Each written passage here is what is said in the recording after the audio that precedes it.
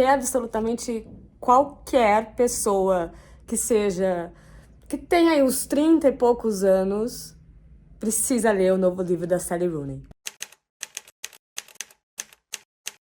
Recebi a prova antecipada de Intermezzo, o novo e quarto livro da Sally Rooney, considerada aí a autora dos millennials, né? E justamente faço parte desse grupo. Aliás, ela nasceu em 1991, eu nasci em 1992, então a minha idade é muito similar a dela, né? Ela tem 33, eu tenho 32. E é muito interessante porque eu já li os outros livros da Sally, inclusive li os livros que ela estava lendo enquanto fazia, não todos, mas a maioria, vou falar um pouco sobre eles, e também alguns que ela cita no final aqui do livro, que ela rouba frases completas. Mas deixa eu já colocar vocês a par um pouquinho sobre a história de Intermezzo, né? Intermezzo é uma jogada de xadrez que meio que exige, é uma coisa antes do checkmate. Aliás, uma curiosidade sobre mim, eu jogava xadrez profissional na época da escola, então tive muitas coisas, muitas lembranças aqui da minha infância enquanto eu li esse livro, mas claro, não era uma ganhadora nem nada parecido. Pois bem, em intermezzo é essa palavra em italiano, que é uma ação no jogo que exige que o outro jogador tenha alguma atitude, senão ele vai ter o checkmate, senão ele vai perder o jogo dele, né? E também se aplica para outras coisas sem ser o jogo de xadrez, né? Toda vez que algo está prestes a acontecer, inerente de um acontecimento. O que é muito interessante, porque esse lugar de que, assim, a qualquer momento vai acontecer algo, é de fato o que se passa nesse livro todo.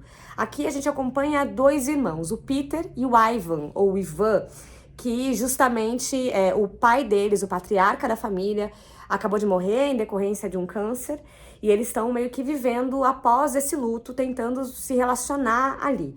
O irmão mais velho, o Peter, ele é um advogado já até que respeitado, só que ele é bem doidinho da cabeça, ele tem 30 e poucos anos, 33 anos especificamente, inclusive uma hora passa aqui no aniversário dele de 33, que ele vai ter a idade de Jesus Cristo, e ele faz várias analogias com isso, aliás. É um outro livro que acaba passando por aqui, que é a Bíblia, né?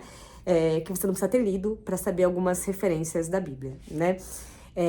E a Irlanda, que é o lugar onde a Sally é e onde a história se passa, é muito católica, né? Muito mais que a gente. A gente foi colonizado por católicos e, portanto, pegamos ali várias referências católicas, inclusive todos os nossos feriados são católicos. Mas, ainda assim, lá não, eles são inerentemente católicos, inclusive o ser católico, a religião, os ajudou a passar por vários problemas históricos na história da Irlanda. Mas enfim, e aí o Peter, ele é esse cara mais velho, que as narrativas dele, porque aqui nesse livro todo se passa, é um fluxo de consciência, mas mais do que um fluxo de consciência, é uma mistureba de coisas e de assuntos e de pensamentos, e o livro ele é meio que narrado pela cabeça, né? A gente sabe, esse narrador onisciente ali, que sabe tudo sobre esses personagens, e a gente tem a perspectiva de três personagens meio que principais: o Peter, o Ivan e a Margaret, que é uma mulher mais velha, que tem 36 anos, que o Ivan se relaciona. E o Ivan é bem mais novo, ele tem 20 e poucos anos. Tem outras mulheres e outras personagens ali que também são bem importantes para a narrativa. A Sally volta a trazer essa ideia que ela traz na literatura, que eu acho muito interessante e perigosa também, que é colocar muitos diálogos, mas sem uma demarcação de diálogo, então não tem travessão, não tem aspas. As falas ali estão juntas, estão no meio da narrativa, e aí você vai meio que entendendo se aquilo foi uma fala ou se aquilo foi um pensamento. Ao mesmo tempo que tem algumas partes que você não consegue entender quem falou o quê, se isso foi uma fala ou se isso foi um pensamento. Eu acho que essa é a graça, sobretudo nas partes que são narradas meio que junto com a cabeça do Peter, porque ele se automedica com o Xanax o tempo todo, ele é bem doido, ele... e falo isso com propriedade de causa, de ser doida, e a narrativa dele é bem assim, fragmentada, sabe? Cheio de pensamentos intrusivos ali, os divertidamentos dele tão loucos, enquanto o Ivan já é, apesar dele ser mais novo, e ele é essa coisa dele ser jogador de xadrez, dele ser super racional, né, e matemático, inclusive. Enfim, todas as análises dele passam por essa dimensão ali bem racionalizada. Inclusive é interessante porque a construção do Ivan é muito baseada nessas divagações filosóficas. Aliás, ele várias vezes traz ideias da filosofia na sua narrativa. Ele, às vezes, é questionado por uma das personagens, que é a Silvia, sobre questões filosóficas e matemáticas. E ele racionaliza absolutamente tudo. O que é interessante, porque nos coloca também nessa mesma posição de divagar filosófica, de pensar filosoficamente sobre as coisas. Aliás, um dos livros que a Sally Rooney leu, vou deixar uma matéria aqui que ela divulgou sobre os 8 livros que ela leu enquanto escrevia o livro, é sobre divagações filosóficas, é lançado aqui pela Fósforo, de um filósofo que chama Ludwig, e fala justamente sobre filosofia, e mais do que isso, sobre o lugar da linguagem. Onde que a linguagem, como a linguagem é complexa e como as nossas falas podem explicar questões filosóficas e culturais, assim, bem interessante. Aliás, um outro livro que ela leu é o livro do Dostoiévski, o Irmão Karamazov, que é lançado aqui no Brasil pela 34, e aliás, também essa relação de pai com 3 filhos, no caso dos irmãos Karamazov, e um dos filhos, que é um intelectual, diga-se de passagem, chama Ivan também, né? Então a gente tem ali uma base que ela teve que tem tudo a ver. Aliás, é uma pegada... Só acho que talvez tenha menos violência do que uma literatura russa. Não sei se eu consigo me fazer clara nesse lugar, né? Não que seja só sobre isso. Mas, ao mesmo tempo, é muito interessante como... primeiro que nos livros da série, e nesse, sobretudo, que virou meu preferido dela, é justamente esse lugar de que... O meu vídeo anterior foi sobre quando nada acontece. Aqui muita coisa acontece, mas ao mesmo tempo é a vida como ela é, né? Eu até chego a citar no outro vídeo que eu fiz sobre quando nada acontece, algumas falas aqui, sobretudo da Margaret, que é a mais velha aqui desse grupo de personagens que aparece, né? E ela tá falando sobre a relação de amizade que ela tem há muitos anos com uma menina que chama Ana, que já é mãe, que já, enfim, tem uma família uma ideia de vida muito diferente da própria Margaret. E aí ela fala, né, sobre como essa Ana mudou no decorrer do tempo. E ela fala, para Ana deve haver uma Margaret assim, que foi uma coisa e agora é outra, enquanto Margaret, ao olhar a própria vida, só vê o borrão fluido sucessivo de todas as experiências. De como justamente, às vezes, a vida, ela vai acontecendo e é isso, é um borrão de coisas. E para você contar isso enquanto escritor, você precisa de várias sacadas, porque a vida acontecendo, às vezes nada de fato acontece, né? Aliás, há várias perguntas, sobretudo do Peter, que é esse cara que odeia a vida, várias vezes ele pensa em atentar contra a própria vida, diga-se de passagem. Ele tem uma relação, ele namorou durante 7 ou 8 anos com a Silvia, que sofre um acidente, e por conta desse acidente, a gente não entende muito bem, mas parece que ela não pode, por exemplo, ter relações sexuais, e ela mesmo, na relação que ela tem com o Peter, várias coisas vão acontecendo, eu não vou dar muito spoiler aqui, mas como ela não se sente digna o suficiente para ter uma relação com ele, porque ela acha que ele vai perder a vida dele se ele se relacionar com ela. Então, quando ela sofre o acidente, ela termina, mas eles continuam se relacionando e sendo meio que melhores amigos. E ele também se relaciona, e ela é professora de literatura, acadêmica, muito respeitada. E já mais velha, ela tem a mesma idade que ele praticamente, 30 e poucos anos. E ele também está se relacionando com uma outra menina, que é uma menina mais nova, que é a Naomi. A gente tem pouco pensamento da Naomi, mas ela tem uma simbologia bem importante aqui nessa narrativa, porque ela tem a idade do Ivan, ou seja, 20 e poucos. Ela troca nudes por pagamento. Ela também recebe um certo dinheirinho ali do Peter, que tem uma relação com ela. Ele gosta de servi-la, ele gosta de limpar a casa pra ela, ele gosta dessa relação, gosta que ela fale, eu preciso de você, esse tipo de coisa. Só que ela é muito mais jovem que ele, e ela também vive em um lugar que ela vai a qualquer momento ser despejada. E por que isso? Porque em Dublin acontece isso na vida real, né? E a Sally sempre traz essas coisas de classe social nas narrativas dela. E durante a pandemia teve um boom imobiliário, porque todo mundo tinha que ficar em casa, e tiveram que criar uma lei para que os proprietários não despejassem os seus moradores, as pessoas que pagavam o aluguel e que estavam ali há um tempo, porque todo mundo queria despejar para justamente poder pedir aluguéis absurdos, né? Então ela coloca isso aqui como uma crítica, porque a Naomi tá o tempo todo à beira de ser despejada.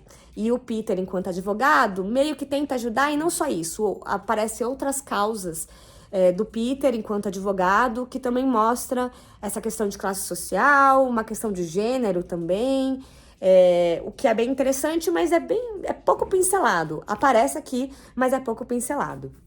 E, aliás, dentro disso, a Sally também conta que leu alguns livros que não foram publicados no Brasil e que falam um pouco sobre essa perspectiva de classe social, e dá para ver como que aparece aqui. Essas falas que são pinceladas ali na literatura dela e que vão nesse fluxo de consciência, que vão ali nessa mistureba que a gente não sabe onde que tá cada coisa, né? Quando é pensamento e quando é fala, também se intercalam com cenas muito bonitas de sexo, tanto do Ivan com a Margaret, quanto do Peter com a Naomi e as tentativas, frustradas ou não, dele com a Sylvia, né, que ele continua se relacionando. E até também com outras namoradas que o Peter entrega. E aí também tem coisas... Cara, isso é genial. Que é a mesma história sendo contada pelo Ivan e depois sendo contada pelo Peter. Por exemplo, de uma namorada italiana que o Peter levou pra casa quando eles eram adolescentes e que ela se apresentou no jantar, né, com o pai dele, quando o pai deles ainda era vivo, com um decote, com 3 botões abertos da camisa. E como eles narram coisas que são diferentes entre si, né? E o Peter é esse cara que se coloca como esse irmão mais velho, que sabe mais, ele gosta de saber mais. Inclusive, assim, ele é péssimo, é um ser humano bem desprezível, mas você vê que ele tá tão doido, que ele passou por tantas coisas, ele também está em luto, né? E isso a gente não pode deixar de pensar. Inclusive tem uma cena linda que acontece uma parada e ele vai atrás da mãe, né? Os pais são separados e a mãe foi viver com um novo namorado e com os filhos desse namorado, que vira marido dela. E esses filhos são totalmente opostos do Ivan e do Peter, né? Então eles são jogados também numa relação horrorosa com essa mãe, que parece que liga pouco pra eles, né? Ela se preocupa mais com os enteados do que com os próprios filhos, né? Então... É bem interessante porque você fica com pena do Peter também, apesar dos pensamentos dele. E apesar das coisas que ele faz e que ele fala, porque você vê que ele também foi deixado de lado e que ele também não tá sabendo lidar. E essa coisa de você ser jogado no mundo adulto, de repente, né? Por isso que eu falei no começo do vídeo de como todo mundo deveria ler esse livro que tem mais ou menos a minha idade, porque, de fato, quando você chega nos 30, você sente que você foi jogado no mundo de adulto que ninguém te ensinou muita coisa, né? E é interessante porque, por exemplo, eu que tive uma vida prévia, que tive que virar adulta aos 15 anos porque fui expulsa de casa e que até na rua cheguei a morar... eu sempre achei que eu fosse adulta aos 15 anos. É muito recente essa minha compreensão que aos 15 anos eu não era adulta, apesar de ter que ser adulta, porque eu já tinha conta pra pagar, já morava sozinha, em república, não sei o que, blá, blá, blá, blá.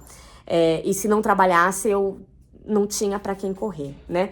Então, dentro desse lugar, eu olho pra trás e falo, nossa, eu era uma criança tentando lidar com o mundo de adulto e eu só fui jogada no mundo de adulto de verdade, com coisas adultas, agora aos 30. Por incrível que isso possa parecer. E até agora eu não sei lidar muito bem com esse mundo adulto. E por isso que eu falei, até quando eu divulguei que eu tava lendo, várias pessoas no meu Instagram, aliás, me siga no Instagram, @TatianeLeite, vieram me perguntar se eu tava gostando, e eu falei pra todo mundo a mesma coisa. Eu tô amando, e é a coisa menos jovem que eu já vi a Sally fazer. O que é muito interessante. Me senti adulta num nível, assim, hardcore, e compreendendo esse lugar. E esse lugar também que não existe uma pessoa 100% má e uma pessoa 100% boa, né? Até o Ivan, a gente percebe que ele é incel, né? Que ele tem várias...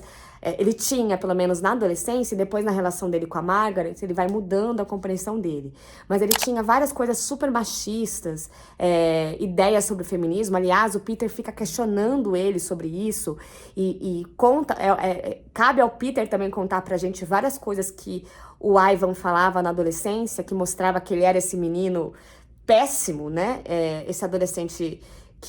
um rebelde ali quase sem causa, e esse não pertencimento, que fazem a gente ter mais pena do Peter ainda e às vezes julgar o Ivan, ao mesmo tempo que a gente tá o livro todo aceitando mais o Ivan do que o Peter, porque o Ivan é mais racional, ele tá ali apaixonado pela Margaret, apesar dela ser bem mais velha do que ele, e já ter um casamento prévio, né, que a gente vai descobrindo essa vida da Margaret também. E eles se conhecem porque ele vai jogar xadrez, vai competir um negócio de xadrez, e ela é a responsável nessa pequena cidadezinha na Irlanda por levar ele até o hotel, até os lugares e tudo. O resto eu não vou contar, porque aí ele pode estragar a experiência. E aí, que mais? Ela também, essas cenas sexuais, né, são muito bonitas, e ela conta que ela leu Cherry, da Colette, que, aliás, é publicada aqui pela Record, só que a Colette agora está sendo publicada por várias editoras, só que o Cherry, a própria Sally diz isso no livro, na matéria que ela falou, que ela contou sobre os livros que ela lia, é essa coisa prazerosa, esses momentos de amor prazerosos, assim. Então é muito legal, porque, de fato, até nos momentos de um absoluto desespero e despreparo sexual, que acontece com vários personagens, você fica pensando, que cena boa, cara. Ela é ótima em contar cenas também banais e que a gente fica, uau. Aliás, esses preconceitos, né, que todo mundo tem sobre qualquer que seja, são vários assuntos e vários possíveis preconceitos que vão aparecendo através desses personagens, ficam muito claros aqui, e às vezes eu enquanto leitora ficava pensando assim, meu Deus do céu, eu meio que penso assim, será, eu sou tão errada, eu tô tão ruim assim, né? Porque enquanto leitor, isso é muito gostoso, né? A gente vai aplicando na nossa realidade, na nossa vida, mesmo que seja de uma cultura tão diferente da nossa, né? A cultura irlandesa, a cultura brasileira são bem diferentes entre si. Apesar disso, uma única crítica, se eu pudesse fazer uma crítica, seria que às vezes eu acho que ela peca, eu acho que esse livro podia ser bem menor do que ele é, e às vezes eu acho que ela peca pelos detalhes, né, em contar a vida como ela é. Por exemplo, tem uma cena, esses são os únicos momentos que ela tem uma separação de fala, né, que é quando tem SMS, quando eles trocam mensagem, que aí, porque lá fora não tem WhatsApp, né, gente, então a troca é sempre por mensagem, aí ela fala de quem que é cada mensagem.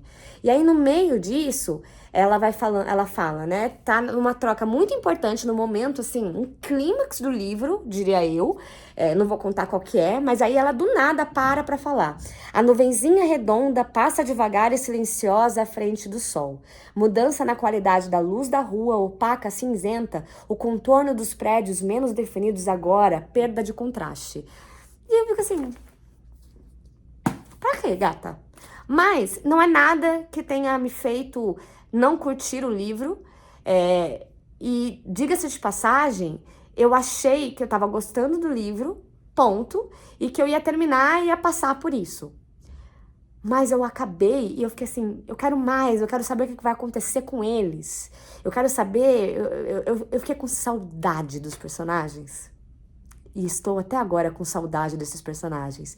Eu leria facilmente um outro livro com eles, sabe? Que contasse sobre talvez outras perspectivas, ou o que aconteceu com eles depois que o livro acaba, que é um final bem novelinha mesmo, né? Aliás, um outro livro que ela leu e que ela, inclusive, pega frases aqui, é Ulisses, que ela fala que é o livro preferido da vida dela, do James Joyce, e dá pra perceber muitas técnicas joyceanas, né, do Joyce, quando ela, por exemplo, coloca o Peter é um andarilho, né, ele anda pela cidade e Dublin faz parte de quem ele é. Então, aliás, várias coisas que ele pensa em relação ao irmão, em relação a Margaret, em relação a pessoas, a própria Naomi, que é a namorada dele, tem a ver com o que ele entende sobre ser superior, sobre e a relação com a cidade, a relação com esse lado urbano. Falando em Ulisses, eu não posso esquecer de falar da tradução, né? A edição que eu vou botar aqui é com a tradução do Caetano Galindo, publicado pela companhia, e também a tradução de Intermezzo e de todos as outras obras da autora é da Débora Landsberg, que deve ter tido um trabalho para traduzir isso daqui, porque tem tanta expressão, tanta coisa que mudaria completamente a narrativa se fosse traduzido de outro jeito. Além de ser um livro gigante, né? 453 páginas. E aí eu tava lendo uma entrevista que ela fez com a Mel, do Literaturice, e ela contou que ela teve só 2 meses para fazer essa tradução, porque o livro tinha que ser lançado mundialmente junto, né? Então, assim, espetacular, parabéns à tradução. Outro livro que ela cita, que tem várias frases, e frases ótimas, inclusive, é Hamlet, né? Essa relação também de um filho sem o pai e que precisa lidar com a vida, né? Com as coisas que acontecem na vida. E Shakespeare, né? Que, enfim, talvez tenha inspirado absolutamente todos os escritores, inclusive James Joyce, na hora de escrever Ulisses. Enfim, são essas as minhas impressões. Resumidamente, o livro menos jovem dessa autora, o livro que fala que todo mundo da minha idade, da minha geração, deveria ler, porque traz esse lugar do intermezzo, esse lugar que a gente tá propenso enquanto adulto. De a qualquer momento pode acontecer algo, hein? Caraca, agora vai acontecer uma parada que vai mudar a vida. E às vezes acontece e às vezes não. E essa é a graça da vida, né? E aí, repetindo, né, a pergunta, sobre quais condições a vida é confortável, né? E um outro trecho daqui fala a burrice animal do desejo. Esse lugar também de nos comparar enquanto seres humanos com animais, né? Que somos, no caso. E isso é genial, porque às vezes a gente fica tentando explicar muito as coisas e no final é só um negocinho que todo mundo tem, sabe? Cara, um dos melhores livros do ano, definitivamente. E com muitas marcações. Será que dá pra vocês verem? Olha só. Tem muitas marcações aqui, frases de efeito e as frases que ela rouba de outras escritas, assim... É bem interessante. E só para finalizar, porque esse vídeo vai ficar gigantesco, esse lugar também dessa identidade. A gente, e eu acho que isso vai ser a vida toda, não sei ainda, porque só tenho 32 anos, mas a gente passa a vida toda, sobretudo na adolescência, tentando entender quem a gente é no mundo. E o que a gente parece pro outro, o que a gente significa pro outro. E esse lugar também do que os outros vão achar da gente, né? O que a gente pensa sobre a gente mesmo, o que a família acha da gente. Aliás, esses conflitos familiares, conflitos pequenos e conflitos gigantes, aparecem muito nessa narrativa, tanto quando envolve os 2 irmãos, quando também envolve Margaret, né? E toda essa relação dela com um menino muito mais novo que ela, a vergonha que ela sente... e a preocupação que ela tem de ir na farmácia e alguém saber, alguém ver os 2 juntos na pequena cidadezinha que ela mora, a mãe que, cara, é péssima também. Aliás, as mães desse livro são todas terríveis, assim, mas não terríveis no sentido maquiavélico, no sentido bruxas. São apenas mães que exercem uma maternidade que passa longe desse lugar que a gente acha que vai ser sempre maravilhoso, o instinto maternal, essas coisas todas, aliás, muito pelo contrário. Então, esse lugar dessa busca pela identidade, dessa compreensão de quem a gente é no mundo, e se a gente de fato tem que ser algo no mundo, é sensacional. Porque ninguém aqui nesse livro sabe exatamente o que é, o que vai ser, e se precisa ser alguma coisa. E a gente vai ficar, assim, né? Eu com 32 anos, eu não tenho a menor ideia. Eu só tenho 6 anos na minha cabeça. Mentira, mas... né? Quem nós somos? O que a gente representa? O que as pessoas pensam quando nos veem? Né? Qual que é a impressão que as pessoas têm da gente? Incrível. Para você pensar pensamentos aí junto comigo. Até a próxima. Se você gostou dessa crítica, por gentileza, se inscreva aqui no canal. E se você já leu o livro, eu vou deixar o link aqui embaixo, mas para você comprar o livro também, que acabou de ser lançado. E, enfim, comentem aí, vamos trocar ideia nos comentários. Até semana que vem. Tchau!